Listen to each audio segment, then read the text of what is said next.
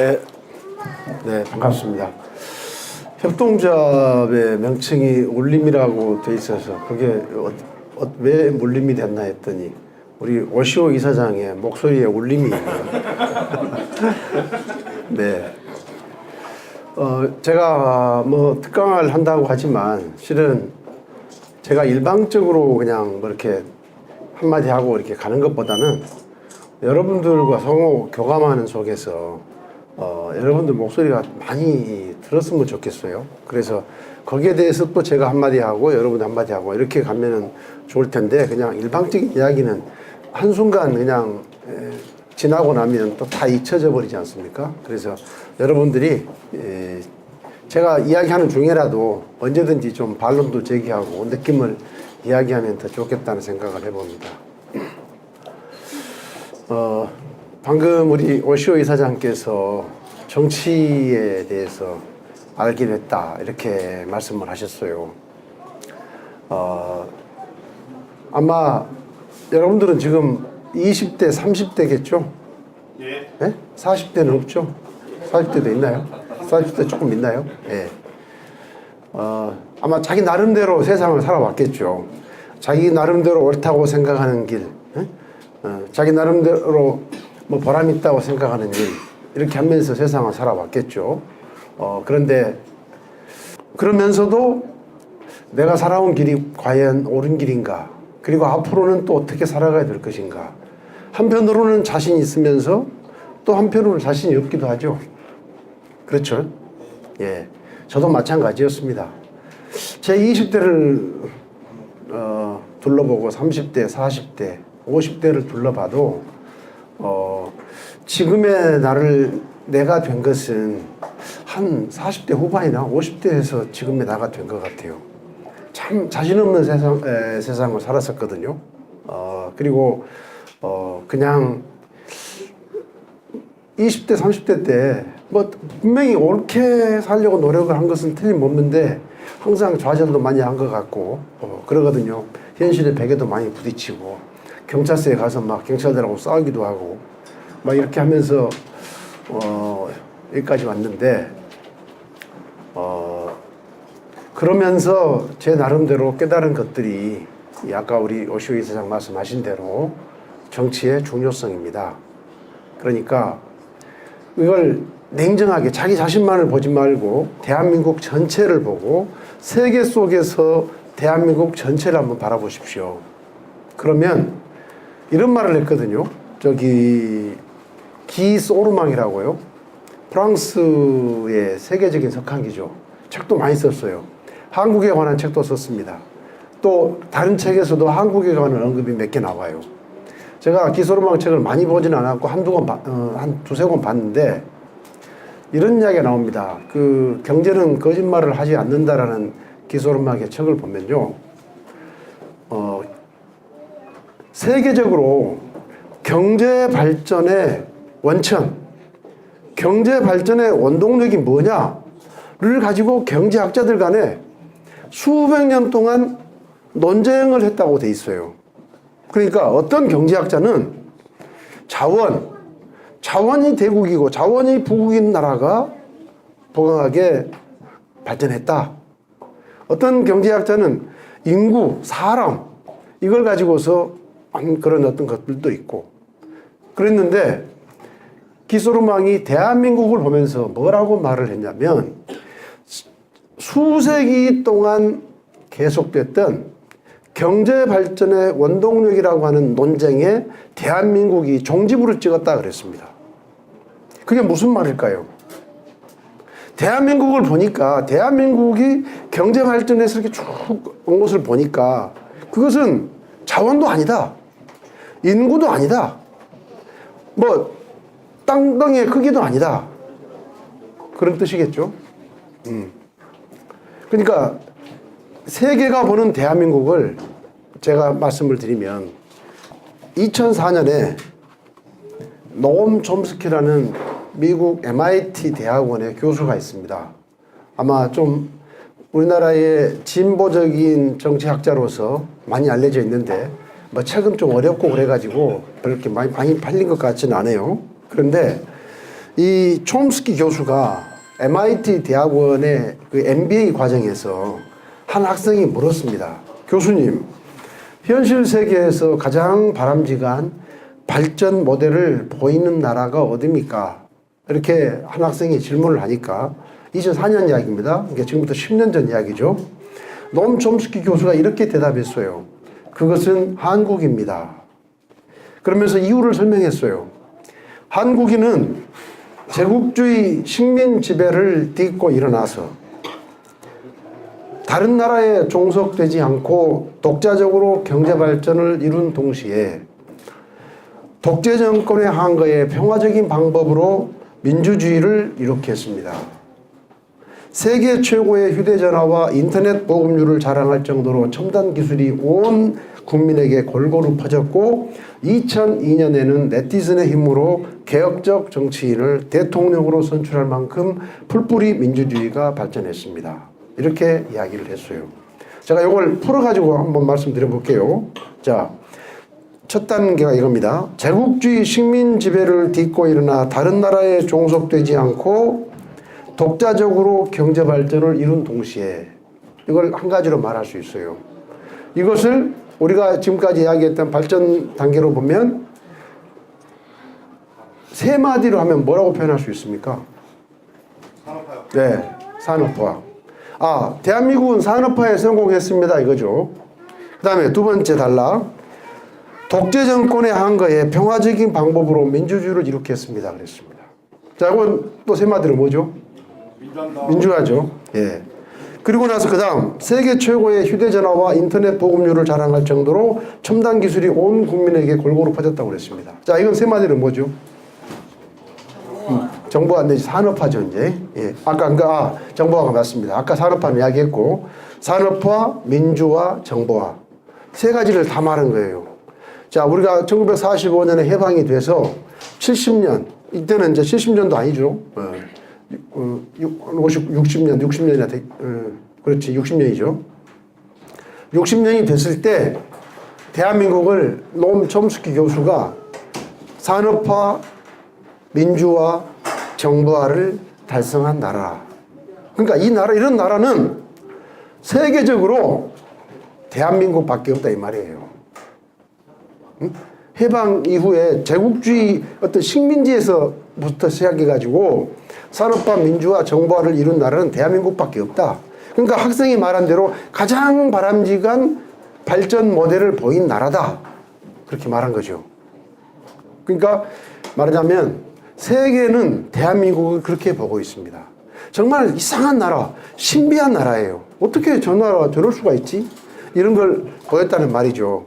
그래서 아까 기 소르만 교수도 노엄 촘스키하고는 말은 다르지만 똑같은 이야기를 한 거예요. 똑같은 이야기를. 아, 대한민국이란 나라가 경제 발전의 원동력에 관한 수수께끼를 풀었다. 이렇게 이야기를 한 거예요. 그러니까 지금 동남아, 중남미 이런 수많은 나라들이 전부 뭐 하고 있습니까? 대한민국을 따라가려고 하고 대한민국을 어떻게든지 베끼려고 대한민국을 배우려고 하지 않습니까? 그렇죠? 말레이시아가 우리가 98년도에 97년도 말에 그 외환위기를 당했는데 당시 말레이시아 총리가 Look the East 그랬잖아요. Look the East. 동쪽을 바라보라고 그랬잖아요. 동쪽을 바라보라. 그 동쪽이 대한민국을 말하는 대한민국. 응?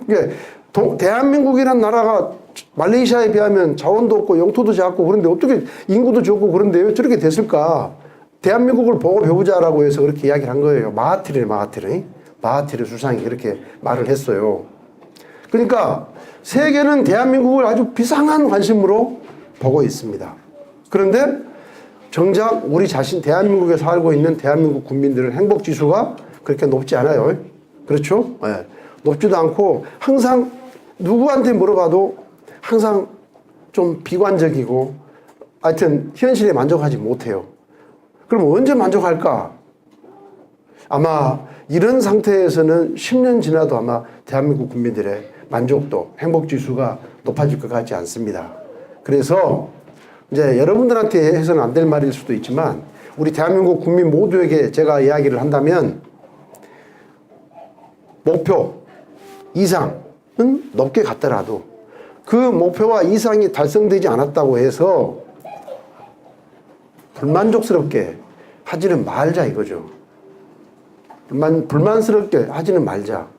목표와 이상은 높게 갔더라도 우리가 다른 나라하고 비교를 해보든지 아니면 우리 아버지 세대가 살았던 30년, 40년 전으로 비교를 해본다면 우리는 정말 대단한 나라다 이거죠. 그러니까 비관하지 말고 불만스럽게 생각하지 말고 그러나 그렇다고 해서 현실에 만족만 하지 말고 목표와 이상을 높게 갔되 항상 현실에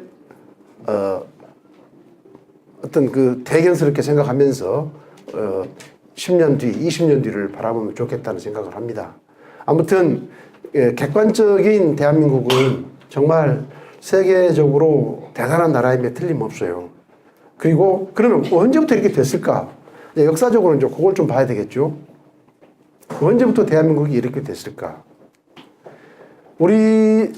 제가요, 실은, 이제 여러분들하고 이제 이런 경험은 좀 공유하기가 힘들지 모르는데, 저는 이 세상을 제가 고등학교, 이제 좀 뭔가 자기 자아를 알 때가 이제 고등학교, 대학교 때잖아요. 그때는 정의가 가장 높은 가치인 줄 알았어요. 정의가. 그래서 아주 어떻게 하면 정의로운 나라가 대한민국이 될 수 있을까? 이것만 하면서 생각해 왔으니까 조금만 더 제가 생각하기에 부정이라고 생각되는 게 있으면 막 가서 부딪히고 막 이렇게 하면서 세상을 살았거든요. 그래서 좀 막 어디 교수하고도 대학교에서 또는 무슨 사회에서 부딪히는 무슨 경찰들하고도 그냥 막 이렇게 부딪히면서 살았는데, 그것이 이제 세월이 지나니까, 정의가 가장 높은 가치가 아니구나라고 좀 생각이 됐습니다. 예. 이제 그것보다는 오히려 주변 사람들을 이해하고 배려하고 용서하고 사랑하는 것이 정의보다 훨씬 더 높은 가치라는 것을 이제 40, 50대면서 이제 제가 알게 됐지만 아무튼 제가 막 그런 것을 하면서 살았거든요. 그런데 막 20대, 30대 정의가 최고의 가치인지 알았을 때 이야기입니다. 제가 살던 20대, 30대는 정말 독재 정권, 박정희 독재 정권, 전두환 독재 정권, 노태우 독재 정권, 이 독재 정권에서 사니까 세상 살고 싶은 생각이 없어요, 정말. 항상 정말 아주 비관하면서 우리나라는 민주주의, 내가 사는 동안에, 내가 죽기까지 대한민국이 민주주의 하면 할 수 있을까라는 생각을 하면서 살았거든요. 그렇게 해서 70년을 보냈어요. 80년대 보냈어요. 80년대 말에 제가 이제 80년대 초에 제가 은행을 들어갑니다. 대학을 졸업하고 고시 공부 몇 년 하다가 이 길은 내 길이 아니구나. 그래서 포기를 하고 이제 은행에 들어갔는데 은행에 처음 들어가니까 솔직히 봉급도 많이 주고 그래서 그냥 한 몇 년 그렇게 살았어요. 그래서 살았는데 이게 아닌 거라는 생각이 들어요. 이렇게 살면 진짜 의미가 없는 인생이고 이렇게 살면 나중에 참 죽을 때쯤 돼서 참 후회할 것 같은 생각이 들었어요. 그래서 어떻게 사는 게 가장 의미 있는 인생인가를 가지고 고민을 했죠. 그래서 그때 한 세 가지를 생각했습니다. 하나는 그때가 이제 85년, 6년 이때인데 그때 전두환 독재정권 때죠. 그래서 그때 신학교를 갈까 이런 이야기, 제 개인 경험을 오래 이야기하면 안 되는데 하여튼 좀 뭔가 이렇게 고민을 하고 있는 차에 선배가 김대중 총재가 평민당인데 당시 김대중 총재가 당에 전문위원을 모집한다는데 너 거기 한번 가볼래 그래요. 그래서 제가 고민하다가 제가 평민당회를 갔어요. 평민당에 어디를 간 대변인실을 갔어요. 대변인실을 갔더니 거기서 대변인 성명을 만드는데 한 5명이 붙어가지고 막 이리 고치고 저리 고치고 하면서 한 5분 만에 평민당 대변인 선명을 만들더라고요. 근데 제가 산업은행 몸담았을 때 산업은행 총재 결제 받는데 한 달 걸렸어요. 요즘하고 틀려요. 요즘 은행하고 그때 은행하고 틀립니다. 요즘 은행은 많이 바뀌었죠. 그래서 딱 충격을 받았어요. 아, 여기는 정말 사람 사는 세상 같네. 그래서 아, 내가 이쪽으로 옮겨야 되겠다. 그렇게, 근데 이제 봉급은 그쪽은 형편이 없죠, 이제. 정치권이니까. 뭐 봉급 생각도 않고 이제 간다고 마음 다 정했는데 며칠 뒤에 선배한테 전화 왔어요. 김대중 총재가 전문위원 뽑으려고 했는데 당에 돈이 없어가지고 뽑는 거 포기했다고. 계획이 없어졌다고. 그러면서 근데 권노갑 의원이 보좌관 모집한다는데 보좌관 한번 해보려냐고 그러더라고요. 나는 그때 권노갑이 어떻게 생긴지도 모르고 뭐 몇 살인지도 모르고 아무것도 모르는 상태인데. 그래서 제가 이제 거기를 갔어요. 갔으니까 제가 정치하고 싶어서 간 거 아닙니다. 권노갑 보좌관 갈 때는 간 게 아니고 그냥 이쪽이 더 의미 있을 것 같아서 갔어요. 가서 한 2, 3년 있다 보니까 그 당시 국회의원 수준이 막 술 먹고 와서 저 의정 활동하고 막 이럴 때잖아요. 제가 그보다는 좀 잘할 것 같은 생각이 들더라고요. 당시 국회의원들보다는 내가 저보다는 잘할 자신이 있다. 그래서 그때부터 이제 국회의원의 꿈을 키웠죠. 그래가지고 여기까지 왔는데 아무튼 그때 89년에 제가 정치권을 들어갔는데 90년에 3당 합당이 일어납니다. 그러니까 88년에 여소야대 국회라고 해가지고 김대중의 평민당, 김영삼의 통일민주당, 김영삼의 통일민주당, 김종필의 공화당, 그리고 노태우의 민정당 이렇게 이제 4개 정당이 되잖아요.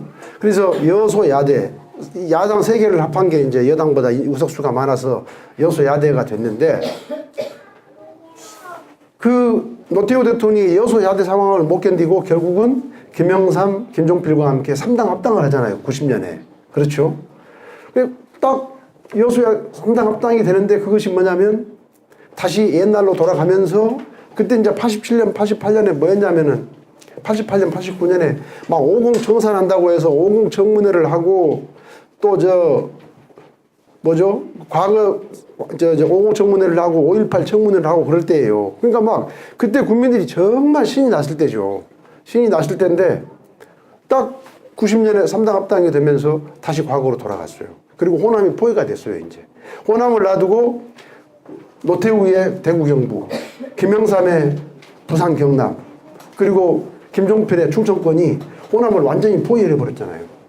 참, 그래서 3당 합당이 딱 되고 나니까 정말 이렇게 영원히 우리는 다시 옛날로 돌아가서 민주주의라는 것을 경험하지 못하고 그리고 호남이라고 하는 이 호남 출신이라고 하는 이 비극은 결코 우리가 극복해내지 못하면서 세상 끝난 모양이다라고 생각을 했었어요. 그런데 참 이 세상이라는 게 이상하죠. 그랬는데 92년에 다시 이제 김영삼이가 대통령이 되면서 문민 정부라고 해가지고 이제 그때 하나회를 척결했지 않습니까? 군사문화를 척결을 했어요. 군인들 옷 벗은 사람들이 엄청나게 많죠. 감옥 간 사람들이. 그리고 율곡이다 뭐다 해가지고 하여튼 군 쪽의 무엇을 많이 했지 않습니까? 그리고 금융실명제를 했잖아요. 김영삼 때. 그래서 그런 것이 토대가 돼가지고 5년 뒤에 김대중 대통령이 이제 대통령이 되면서 이제 그때부터 국민의 정부, 참여정부, 민주정부 10년을 거치면서 이게 확 바뀌지 않습니까? 그러니까 참 90년만 하더라도 영원히 어떤 그 민주주의라는 것은 느끼지 못하면서 세상을 끝마칠 줄 알았는데 금방 한 10년도 안 돼서 다시 이제 그런 세상이 왔지 않습니까? 참, 저는 우리 민족이 그런 점에서 참 축복받았다고 생각하는데요. 그래서 이제 그때부터 이야기를 드리면은 김대중 대통령이 정권을 잡자마자 IMF 외환위기가 초래됐잖아요. IMF 외환위기가 설명하면 또 그 갖고 길어지니까 넘어가고. 그래서 그 위기를 돌파하기 위해서 김대중 대통령이 4대 개혁을 합니다. 그게 금융, 기업, 공공, 노사, 4대 부문 개혁을 합니다. 자, 금융 갖고 이야기해 볼까요? 그 당시 금융은, 그러니까 97년까지만 하더라도 그 당시에 금융은 관치금융이라는 게 관치금융. 그럼 관치금융이 뭐냐?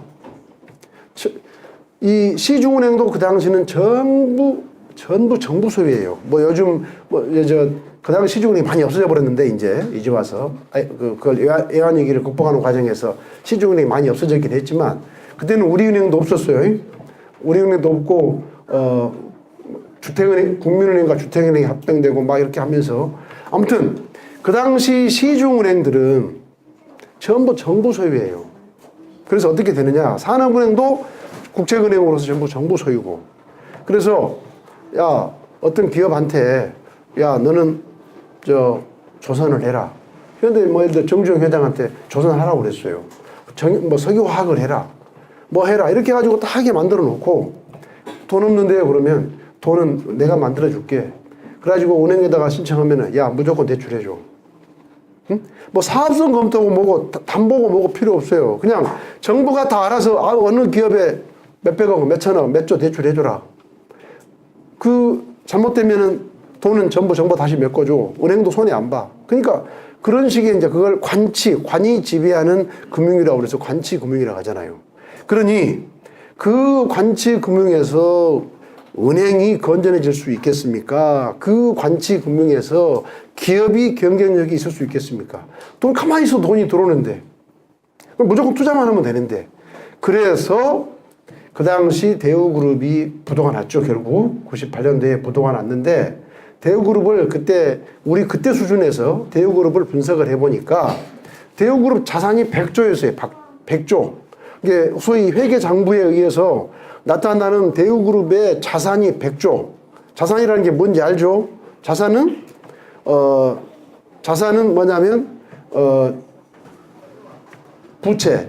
부채하고 자본이죠. 자본 플러스 부채가 자산이잖아요. 그렇죠? 그러니까 내가 투자한 자본에다가 은행의 부채를 더하면 그게 자산이 되잖아요. 자산은 여러 가지 형태로 있죠. 뭐 땅도 있을 수 있고 건물도 있을 수 있고 뭐 여러 가지 현금으로 있을 수도 있지만 자산은 자본 플러스 부채인데 그래서 대우그룹의 자산을 보니까 자산이 100조였다 이 말이에요. 100조. 그러면 실제로 그 100조가 자본 일부와 부채 일부로 해서 나타나야 될 것 아닙니까? 그런데 실제로 실사를 해보니까 자산이 100조라고 장부상은 100조라고 되어 있는데 실제 자산이 50조였어요. 50조. 냉정하게 면밀하게 검토를 해보니까 50조가 증발해버렸어요. 그러니까 50조 증발했는데 그걸 막 장부상으로 이거 붙이고 저거 붙이고 부풀려가지고서 100조라고 한 거예요. 100조라고 안 하면 소위 부채가 어디 가버리고 없어버리는 게 되니까 은행 부채를 엄청나게 끌어들인 상태에서 자산은 100조라고 해놨는데 실은 다 뭐 망해버리고 뭐 그냥 호주머니 들어가고 정치자금 줘버리고 해가지고 없어졌다 이런 이야기죠. 그래서 대우그룹을 공중분해를 시켰던 겁니다. 그러니까 그런 것처럼 당시 그런 상황이었으니까 IMF 예환 위기가 안 된다면 그게 비정상이겠죠. 그렇죠? 그래서 그것으로 해서 소위 박정희 모델의 경제개발 정책은 거기서 끝난 거예요. 요즘 우리나라 국민들이 박정희 대통령을 막 무슨 산업화에 어쩌고 저쩌고 하는데 제가 볼 때 박정희는 너무나 과대평가되고 있어요. 아니 막 박정희 대통령이 부패하지 않은 대통령인 것은 틀림없어요.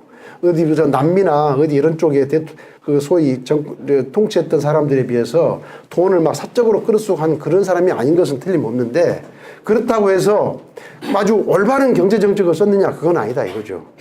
그래서 박정희식의 경제정책 모델, 산업화 모델은 98년으로 해서 끝난 거예요. 그래서 김대중 대통령 때 뭘 했냐? 금융을 구조조정했어요. 이제 금융을 구조조정해가지고 오로지 모든 것은 정부가 관여하지 않아. 대출은 은행에서 결정하는 거야. 은행이. 대출은 정부가 대출을 결정하는 게 아니라 은행이 결정해라. 대신 거기에 대해서는 책임을 져라.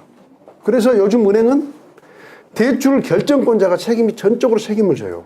예를 들면 한도가 다 틀리죠. 어떤 것은 지점장 한도가 있고 어떤 것은 본점 한도가 있어요. 어떤 것은 부장 여기 뭐 여기 쪽 부장 예를 들어서 몇백만 원, 몇천만 원 다 좀 밑에서 다 해요. 그래서 도장 찍은 사람이 최종적으로 책임을 지는 구조가 돼 있어요. 지금은. 근데 그때는 아무도 책임을 안 졌죠.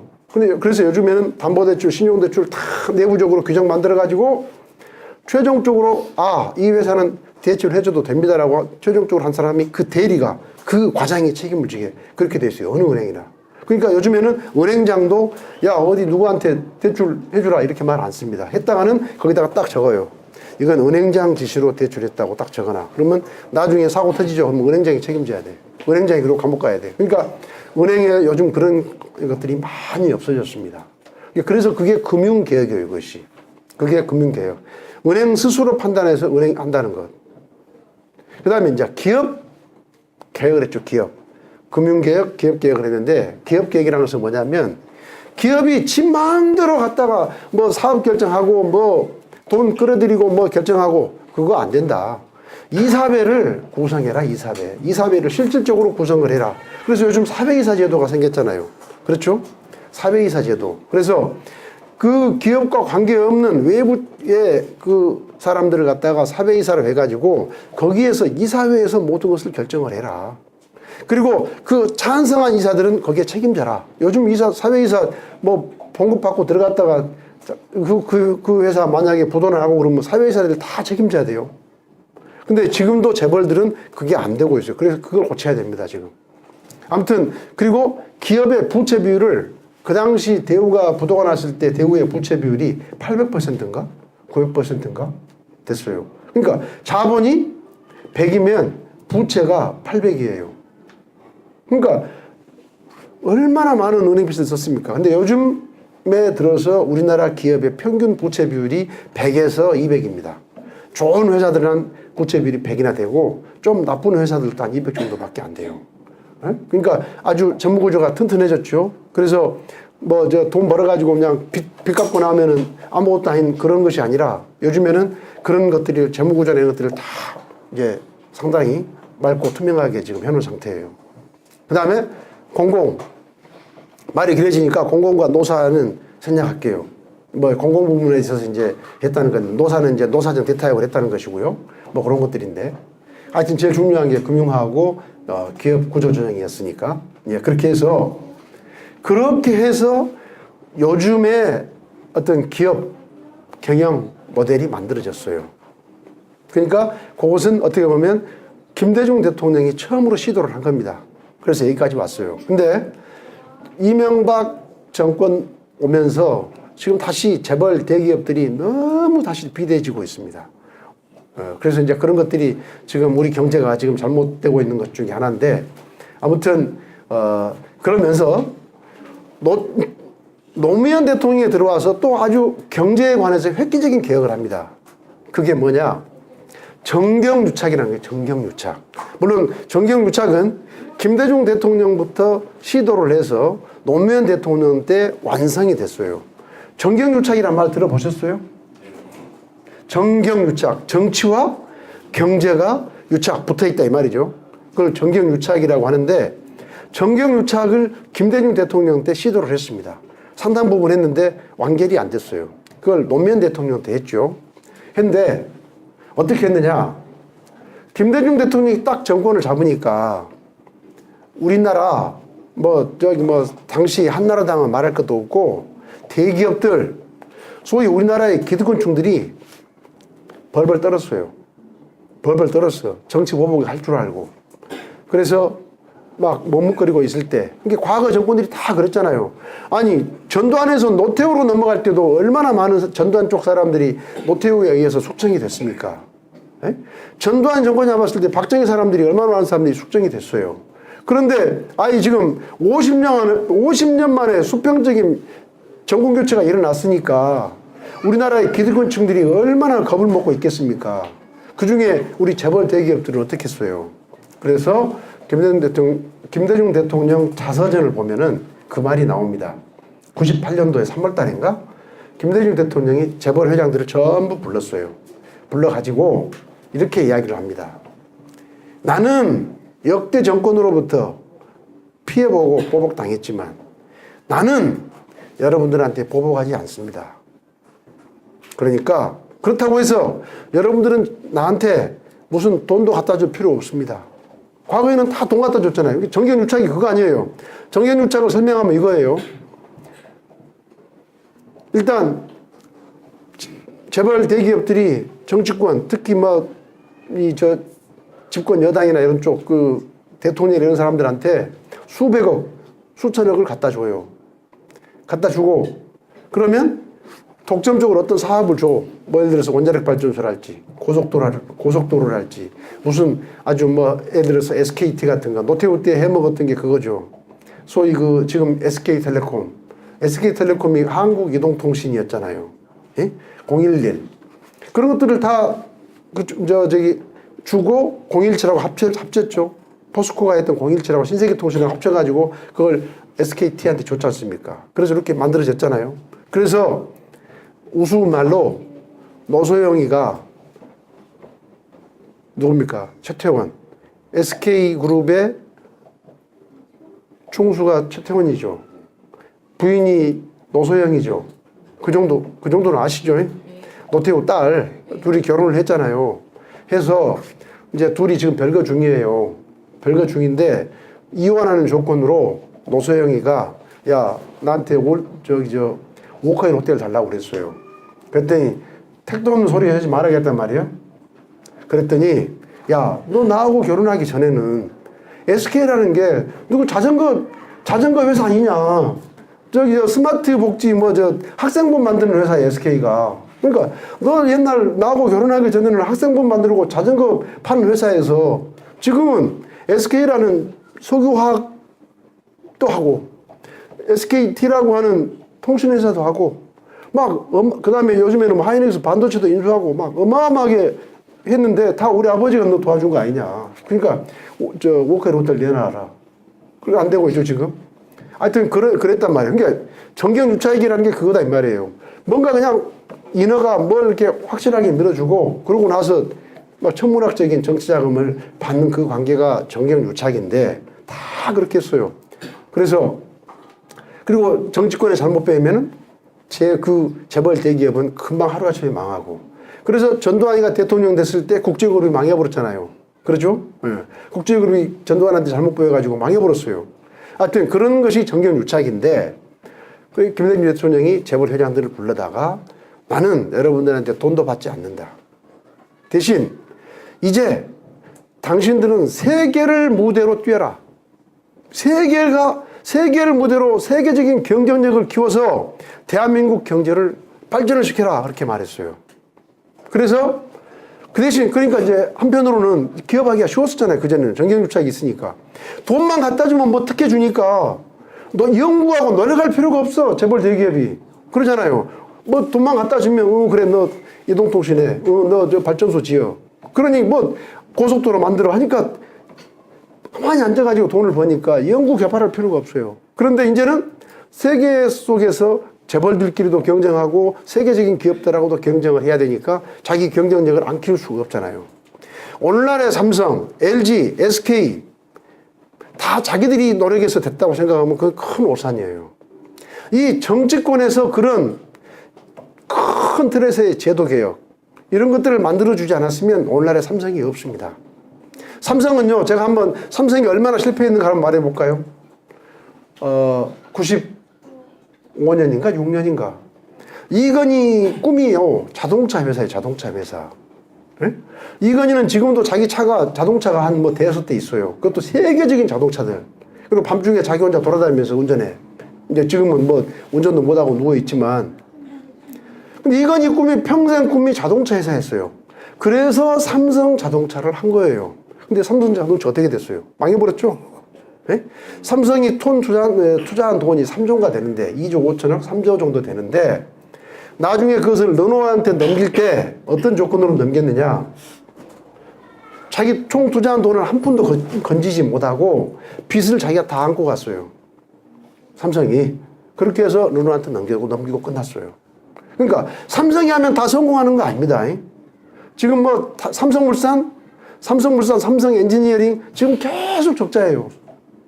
지금 딱 삼성그룹에서 제대로 되고 있는 게 삼성전자, 삼성 SDI, 뭐 삼성전기 이 정도예요. 그러니까 그렇게 만들어 줬는데도 불구하고 그렇다 이 말이에요. 그러니까 만약에 김대중 대통령이 그런 4대 부분의 개혁을 하지 않았더라면 나는 오늘날의 삼성은 없었다고 분명히 단언할 수 있어요. 그래서 아무튼 그렇게 해서 이제는 우리 기업들이 경쟁력을 키워가지고서 세계 속에서 어떤 그런 기업들이 계속해서 지금 만들어지고 있는 거죠. 근데 그렇게 했는데도 불구하고 지금 우리 기업들은 지금 한계에 와 있습니다. 이제 요건 다음에 이야기하기로 하고요. 아무튼 제가 결론 지금 시간이 좀 많이 됐네. 그러니까 제가 여러분한테 드리는 말씀은 대한민국에 여러 가지가 있지만 참 기업의 오너, 그 다음에 경영자들도 중요하고 노동자들도 중요하고 다 중요하지만 그 나름대로 아무리 노력을 해도 전체적인 체제, 시스템 이런 것들이 잘못되면 IMF 요한 얘기 맞는다 이 말이에요. 그러니까 그런데 김대중 대통령 때 그런 어떤 4대 부분 구조조정을 했고 그리고 예를 들어서 정견유착을 건전하려고 했고 근데 정견유착이 완전히 건절이 안 되다가 노무현 대통령 때 와서 소위 안대희 중수부장이 2003년 4년 대선자금 수사를 하죠. 그래서 대선자금 수사를 해서 노무현 대통령 스스로 자기 사람들이 많이 감옥에 갔어요. 그랬죠? 감옥도 가고 막 새누리당이고 누구고 뭐 엄청나게 많이 갔어요. 그래서 그때 완전히 근본적인 정치 개혁이 일어난 겁니다. 물론 지금도 개별 정치인이 어떤 기업들한테 막 어떻게 검은 돈을 받는 일이 있을지는 몰라도 지금 분명한 것은 정당 차원에서 그리고 무슨 정권 차원에서 기업들로부터 불법적인 정치 자금을 받는 것은 없어졌어요. 그러니까 기업은 이제 정권을 믿어서는 안 되고 오로지 자기 자신의 경쟁력을 계속해서 향상시켜가면서 기업을 해야 된다 이거죠. 그게 확실하게 그런 것이 뿌리가 내렸어요. 그러니까 과거 정경유착 시절에는 정직한 기업이 절대 성공 못해요. 정직한 기업보다는 돈 갖다 준 기업이 성공해. 정직한 기업은 기회가 안 와요. 그래 정직한 기업이 망해버리죠. 아무리 기술 개발하고 경쟁력을 키워도 그 기업한테 기회가 안 와. 그래서 대한민국이 잘 될 수가 없었어요. 그런데 이제는 적어도 그런 것은 돼 있죠. 열심히 하고 기술 개발하고 경쟁력을 키우고 하는 그런 회사는 반드시 잘 되게 돼 있습니다. 그것이 아까 말한 기소르망이 말한 경제발전의 원동력이고 그리고 노엄 촘스키 교수가 말한 산업화와 민주화와 정보화를 이룬 원동력이 되는 것들이에요. 이것이. 그래서 우리 대한민국 여기까지 왔는데 이제 결론만 짓고 놔둘게요. 현재의 재벌 대기업 체제로는 우리 한국이 발전할 수 없습니다. 지금 박근혜 밑에서 최경환 경제부총리가 소위 부동산을 이용해서 경제 활성화를 하려고 하고 있어요. 이게 천부당반부당 있을 수가 없는 일이에요. 왜 그러냐? 딱 원론만 말할까요? 부동산이라는 것은요, 경제에 있어서 몸통이 아니에요. 부동산은 경제에 있어서 꼬리요, 꼬리. 그러니까 경제가 잘 되잖아요? 잘 되면 사람들이 집도 사고 싶고 더 큰 집으로 이사도 가고 싶어 하니까 경제가 잘 되면 따라서 부동산은 따라서 움직이는 거예요, 따라서. 그러겠죠? 그리고 경제가 몸통이 움츠러들잖아요. 그러면 큰 집도 살다가 작은 집으로 옮겨야 돼. 집 있는 사람 팔고 전세로 옮겨야 돼. 이렇게 되잖아요. 그러니까 부동산은 위축될 수밖에 없는 거예요. 그런데 최경환의 지금 경제정책은 뭐냐? 꼬리를 가지고 몸통을 흔들겠다는 거예요. 꼬리 가지고 몸통이 흔들어집니까? 안 되죠. 그래서 지금 우리가 할 일은 뭐냐? 경제 문제를 근본적으로 진단을 해야 되는데 경제 문제 진단은 재벌 대기업 체제를 바꿔야 된다. 왜? 어떻게 바꿔야 되냐? 현재 재벌 대기업들은요, 경영이 1세에서 2세, 3세, 4세, 지금 보통 3세, 4세까지 내려갔어요. 3세, 4세까지. 1세들은 다 죽었어. 3세, 4세까지 내려갔는데, 1세들은 정주영이나 무슨, 이병철이나 뭐 하여튼 수많은 그 재벌 대기업들의 1세들은 배고픈 우리 헝그리 정신, 모험 정신, 막 그냥 24시간 뭐 하려고 하는 열정, 이런 것들을 가지고서 기업을 운영을 했어요. 거기에다가 김대중 노무현실의 정경유착 근절까지 딱 되니까 완전히 이제 막 물속에서 그냥 고기가 물을 만난 것처럼 그렇게 해서 해왔잖아요. 그랬는데 지금은 이 3세 4세까지 내려가니까 배고픈 것도 몰라. 예? 그리고 지금 많이 갖고 있어. 이제 지키기만 하면 돼. 그러죠? 그러니까 뭐 모험은 안 하려고 그래요. 그래서 어떻게 하냐? 중소기업이 봐가지고 잘할 것 같아? 그럼 가서 뺏어버려요. 중소기업하고 경쟁을 해. 한번 보여줬으니까 따라서 하기는 쉽잖아요. 그렇죠? 중소기업 영역을 침범을 해. 중소기업에 잘 나가면 봐서 어떻게 잘하지 봐서 기술자 빼내와. 기술 빼내와. 그래가지고 가만히 앉아서 땅 짓고 헤엄치기를 하려고 그래. 그리고 내부 거래 있죠, 내부 거래. 자기들끼리. 예를 들어서 현대차가 수출이 잘 되고 하니까 현대차가 지금 한 700만 대 생산할 거예요. 그렇게 생산을 하는데 현대차의 운송을 다른 회사 주기가 아까워. 다른 운송회사 주기가 아까워. 그래서 글로비스라는 회사를 만들었어요. 만들어서 거기다가 일감 줘. 그러면 다른 운송회사에서 줄 거 10,000원에 줬는데 그냥 깎을 생각도 하시고 제대로 돈 다 주니까 글로비스라는 운송회사는 일감이 충분하니까 돈 벌겠어요? 못 벌겠어요? 그러니까 거기다가 이종희한테 글로비스라는 회사 비상장 회사로서 만들어서 이종희한테 거기 주식 대부분을 줬어요. 이재용이가 주장한 것처럼 해서. 그리고 현대차는 전부 거기다 일감을 밀어줘. 그러니까 글로비스 주가가 엄청 뛰어. 그래서 이재용이가 400억을 가지고 누구죠? 누구예요? 정의선이가 400억 가지고 8조를 만들어. 예? 그렇게 쉬운 게 어디가 있어요? 내부 거래. 예? 그러니까 이런 재벌 대기업 갖고서는 절대 대한민국의 미래가 없어요. 그래서 제가 항상 하는 이야기가 뭐냐? 지난 3, 40년은 재벌 대기업이 대한민국 경제 성장의 견인차였다. 그러나 지금은 재벌 대기업은 대한민국 경제 성장의 걸림돌이다. 이게 저해 요인이야, 저해 요인 이거. 그래서 경제 민주화가 나온 거예요. 경제 민주화 확실하게 해야 되는데 지금 박근혜 들어와서 규제 개혁한다더니 그런 규제를 개혁해야 돼. 재벌 대기업이 중소기업을 탈취하려고 하고 이런 것들을 그 규제, 중견기업이 대기업이 되려고 하는 그런 것들 못 들어오게 하는 그 규제를 다 풀어야 돼요. 재벌 대기업들이 그런 것들, 그것이 경제 민주화예요. 그것은 안 해, 지금. 않고, 재벌 대기업이, 지금 우리 너무 힘듭니다. 이거 풀어주시, 저거 그 규제를 푸니까, 여러분들이 더 노력은 않고, 가만히 앉아서 돈 벌려 손쉬운 것만 하려고 하는데, 그런 규제를 풀고 있으니, 지금 경제정책 제대로 하고 있습니까? 그리고 부동산을 이용해가지고 어떻게 하려고, 완전히, 지금 생각을 완전히 거꾸로 하고 있는 거죠. 그래서, 하여튼 우리가 이명박, 박근혜, 이런 마인드 가지고서는 절대 안 돼요. 그러니까 그런 의미에서라도 정말 우리가 새정치민주연합이 잘해야 되고, 하여튼 어떻게 해서든지 정권교체해야 한다는 생각을 갖고 있습니다. 새정치민주연합이 또 문제가 없는 것은 아닌데 그 이야기는 여러분들 다음에 또 하도록 하고 너무 시간이 오래됐으니까 그냥 여기서 끝내도록 그렇게 하겠습니다. 고맙습니다. 내가 이야기를 좀 듣는다고 처음에 그랬는데 이야기를 못 듣고 끝났네요. 다음에 토를 연구하시죠.